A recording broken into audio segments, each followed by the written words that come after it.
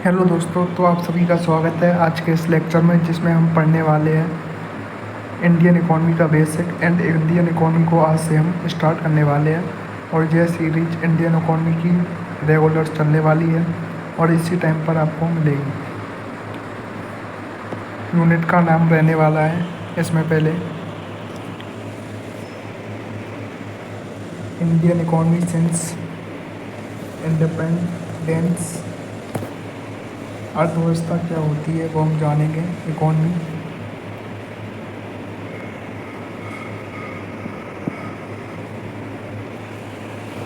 सबसे पहले मेरा आप लोगों से एक सवाल है। कल्पना कीजिए कि दुनिया में केवल 5 लोग हैं।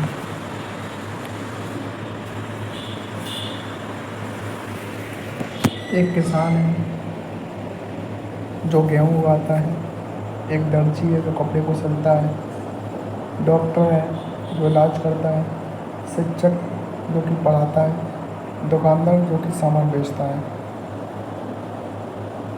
अब प्रश्न है, इन सब का एक दूसरे से क्या संबंध है? तो ये लोग क्या करते हैं, ये सभी वस्तु और सेवाओं का आदान प्रदान कर रहे हैं। तो यही जो है पूरा इकॉनमी कहलाएगी, इसी को हम इकॉनमी कहते हैं। अब इसे हम डेफिनेशन के फॉर्म में यदि समझे तो अर्थव्यवस्था की परिभाषा हम जानेंगे। उससे पहले ज़रा इसको समझ लें। इकॉनमी वह व्यवस्था है जिसमें लोग अपनी नीड्स यानी कि आवश्यकताओं और इच्छाओं को पूरा करने के लिए वस्तु और सेवाओं का उत्पादन, वितरण, विनिमय और उपभोग करते हैं। तो अर्थव्यवस्था क्या है? जिसमें लोग अपनी आवश्यकताओं और इच्छाओं को पूरा करने के लिए कुछ क्रियाएं करते हैं, जो कि 4 क्रियाएं होती हैं। ये उत्पादन, प्रोडक्शन होगा, उसका वितरण होगा, डिस्ट्रीब्यूशन होगा, विनिमय होगा यानी एक्सचेंज होगा, और कंजम्पशन होगा। यदि इसे हम आसान भाषा में समझें तो लोग क्या बनाते हैं, लोग इसे कैसे बेचते हैं, किसे बेचते हैं, कितनी कमाई होती है और पैसा कैसे खर्च करते हैं, इन्हीं सब का अध्ययन अर्थव्यवस्था कहलाता है। उदाहरण के तौर पर आप सुबह उठते हैं और दूध लाते हैं या दूध मंगाते हैं, बिजली आती है, मोबाइल यानी इंटरनेट आप लोग चला रहे हो, कॉलेज जा रहे हो, बस, रिक्शा इत्यादि का आप यूज कर रहे हो। तो इन सब के पीछे हज़ारों लोग काम कर रहे हैं। तो बस इसी सिस्टम को, इस व्यवस्था को हम इकॉनमी कहते हैं। इसके बाद हमारा नेक्स्ट टॉपिक रहने वाला है असीमित इच्छाएं। इच्छाएं की यदि हम बात करते हैं तो इच्छा कभी भी समाप्त नहीं होती है। एक इच्छा पूरी होने के बाद लोग दूसरी इच्छा करने लगते हैं, जैसे कि, और इच्छाएं जो है अनलिमिटेड है, असीमित हैं। जैसे कि पहले व्यक्ति सोचता है खाना, फिर सोचता है कि कपड़ा, मकान आने के बाद जैसे कि मोबाइल है, बाइक आने के बाद वो सोचता है कि कार हो, उसके बाद सोचता है कि हाँ हमारे पास हेलीकॉप्टर हो। तो इस प्रकार से व्यक्ति की इच्छा दिन प्रतिदिन बढ़ती जाती है। तो इसलिए कहा गया है कि इच्छाएं जो है अनलिमिटेड है, वांट्स आर अनलिमिटेड, जिन्हें हम ह्यूमन वांट्स, मानव की आवश्यकताएं भी कह सकते हैं। एक इच्छा पूरी होती है तो व्यक्ति सोचता है और व्यक्ति जो है दूसरी इच्छा करने लगता है, अनलिमिटेड वांट्स जिन्हें हम कहते हैं। जिसके बाद हमारा नेक्स्ट टॉपिक रहने वाला है संसाधन, रिसोर्सेज। अब आप सोचिए, क्या सरकार सबको BMW दे सकती है? एक उदाहरण मान लीजिए। तो नहीं, क्योंकि संसाधन क्या है, हमारे पास लिमिटेड है, सीमित है। बात आती है रिसोर्सेज होते क्या हैं। तो रिसोर्सेज वह साधन होते हैं जिनसे हम वस्तु एवं सेवाओं का उत्पादन करते हैं, जो कि मुख्यतः चार संसाधन की हमें उत्पादन के लिए चार मुख्यतः संसाधनों की आवश्यकता होती है। भूमि, लैंड जो कि प्राकृतिक उपहार, पूंजी यानी कि कैपिटल, मशीन, पैसा, उपकरण, लेकिन उससे पहले हमें श्रम की भी ज़रूरत होती है। लेबर, शारीरिक या मानसिक मेहनत जो करता है। उद्यमिता, एंटरप्रेन्योरशिप, जोखिम और नवाचार जो कि उद्यमी होता है। अब इसमें एक महत्वपूर्ण प्रश्न है, क्या सरकार सबको BMW दे सकती है? तो नहीं, जो कि मैंने इस पर हम पहले चर्चा कर चुके हैं, क्योंकि संसाधन जो है सीमित है, लिमिटेड है। इसके बाद हमारा नेक्स्ट टॉपिक रहने वाला है दुर्लभता यानी कि स्कार्सिटी। स्कार्सिटी का अर्थ है मानव की इच्छाएं असीमित हैं लेकिन संसाधन सीमित है।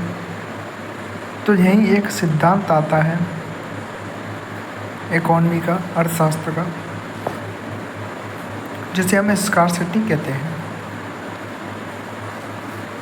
अब हम एक एग्जांपल लेते हैं। उदाहरण के तौर पर आप मान लीजिए आपके पास 100 रुपये है, लेकिन आप पिज़्ज़ा लेना चाहते हैं। इसमें 100 नहीं 200 रुपये हैं, ठीक है। आप मान लीजिए आपके पास 200 रुपये है, ये थोड़ा मिस्टेक है। आप पिज़्ज़ा लेना चाहते हैं, बुक लेना चाहते हैं, मूवी, यानी कि सब एक साथ नहीं खरीद सकते क्योंकि आपके पास पैसा क्या है, सीमित है। स्कार्सिटी, तो आप सब नहीं खरीद सकते, यही स्कार्सिटी है। यानी कि आपको एक चीज़ छोड़नी पड़ेगी, वो अपॉर्चुनिटी कॉस्ट होगा, उसको हम बाद में चर्चा करेंगे। स्कार्सिटी का मतलब होता है कमी। आप लोग सब चीज़ नहीं खरीद सकते। स्कार्सिटी बराबर में unlimited wants plus limited resources. अब हमने इकॉनमी की बात कर ली, अब हम बात करते हैं इकोनॉमिक्स की। इकोनॉमिक्स अर्थशास्त्र क्या है?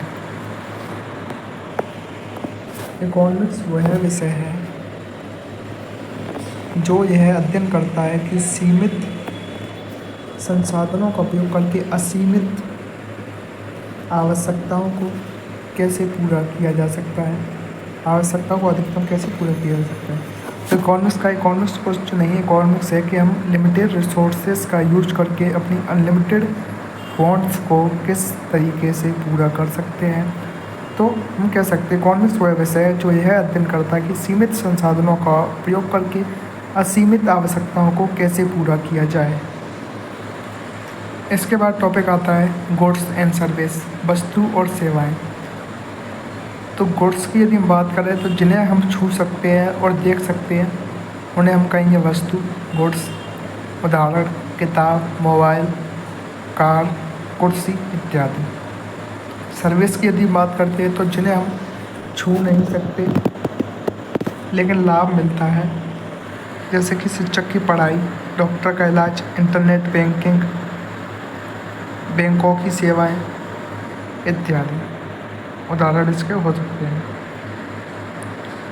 नेक्स्ट हमारा टॉपिक रहने वाला है इकोनॉमिक एक्टिविटी, जो कि मुख्यतः 4 प्रकार की होती हैं। फर्स्ट, उत्पादन, यानी कि सबसे पहले होता है किसी भी वस्तु का क्या होता है, उत्पादन, प्रोडक्शन। उसके बाद उस वस्तु का पहले वस्तु या सेवा का उत्पादन होगा, बनेगी। उसके बाद डिस्ट्रीब्यूशन होगा, यानी कि वितरण, लोगों तक पहुंचाना। विनिमय यानी एक्सचेंज, खरीदना और बेचना। कोई व्यक्ति कुछ चीज़ खरीदता है जिसके बदले पेमेंट करता है। उपभोग की यदि हम बात करें, कंजप्शन की, तो लोग जो है फिर उसके बाद उपयोग करते हैं। अब नेक्स्ट हमारा रहने वाला है टॉपिक इंडियन इकोनॉमी, भारत की अर्थव्यवस्था। भारत एक मिक्स्ड इकोनॉमी है, मिश्रित अर्थव्यवस्था है। भारत में सार्वजनिक और निजी क्षेत्र मिलकर काम करते हैं, जैसे कि सरकारी प्लस अस्पताल, ठीक है, प्लस सरकारी विषय और निजी विषय। यानी कि भारत की अर्थव्यवस्था मिक्स्ड इकोनॉमी है, क्योंकि यहाँ सरकार प्लस निजी क्षेत्र, गवर्नमेंट प्लस प्राइवेट सेक्टर दोनों साथ में मिलकर कार्य करते हैं। अब हम इससे रिलेटेड थोड़ा करंट अफेयर्स को भी समझ लें। तो करंट अफेयर्स की यदि हम बात करते हैं 2026 की स्थिति, मुख्य ताकतें इसकी क्या है और प्रमुख चुनौतियाँ क्या हैं। इंडिया जो है डिजिटल पब्लिक इंफ्रा, तो यूपीआई डिजिटल क्रांति जो है आ रही है इंडिया में, लेकिन इसके साथ एक चुनौती भी है जो कि है अनएम्प्लॉयमेंट की, रोजगार सृजन की धीमी गति,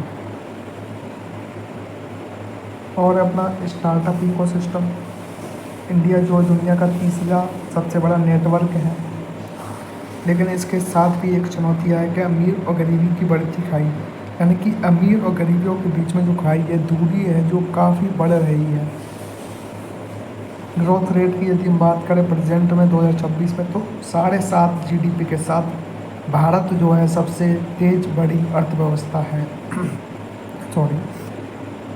लेकिन इसके साथ भी एक चुनौती बनी हुई है, वह चुनौती है इन्फ्लेशन, यानी कि महंगाई, ज़रूरी वस्तुओं की बढ़ती हुई कीमतें। यानी कि महंगाई जो है, जीडीपी बढ़ रही है वो ठीक है, लेकिन महंगाई जो है वो भी दिन प्रतिदिन बढ़ती जा रही है, जिससे कि आम जनता काफ़ी परेशान है। कंज्यूमर जो है, उपभोक्ता काफ़ी परेशान है इसको लेकर। चौथी हम ताकत की बात करें, मैन्युफैक्चरिंग, मेक इन इंडिया और सेमीकंडक्टर आवे हैं, लेकिन इसमें भी एक चुनौती है एग्रीकल्चर, यानी कि जलवायु परिवर्तन और कम कृषि आय। तो ये हमारी 2026 की इंडियन इकॉनमी की स्थिति है, उस पर भी हमने एक नज़र डाली है। अब ये कुछ कीवर्ड्स हैं जिनकी मैंने हिंदी अर्थ लिख के दिया है, इंग्लिश का भी, हिंदी मीडियम वालों के लिए काफ़ी फ़ायदेमंद रहने वाला है सॉरी। इकॉनमी का मतलब होता है अर्थव्यवस्था। स्कार्सिटी यानी कि दुर्लभता या कमी, वांट्स यानी कि इच्छाएं, रिसोर्सेस यानी कि संसाधन, प्रोडक्शन यानी कि उत्पादन, एक्सचेंज यानी कि विनिमय, गुड्स यानी वस्तुएं, सर्विस यानी कि सेवाएं।